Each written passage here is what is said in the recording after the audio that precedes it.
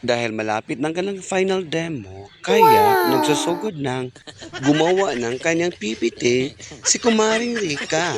Wow, sana all. Kaya pakpakan natin si Maring Rika. Pakpak, pumalakpak, basta pakpakan na to si Maring Rika. Pero ang kukulit talaga ni Kumaring Jelibeth.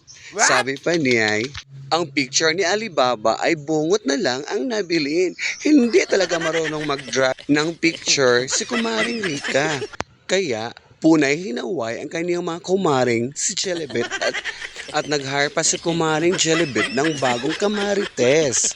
Hi, kasama na pala ngayon sa kamarites si Kumaring Emmeline. Go! Laban lang, Kumaring Rika. Huwag mong ambatin ang mga kumari mong mga hinawayon. Uy, wala pa dyan si Kumaring Joyla, Kumaring Jamaica at si Kumparing Al. Saan kaya sila di mahagilap ng ating camera ngayon? Pero believe talaga ako ni Kumaring Rika kasi natapos niya talaga ang kanyang PPT. Congratulations, Kumaring Rika! Ay, hindi pala PPT.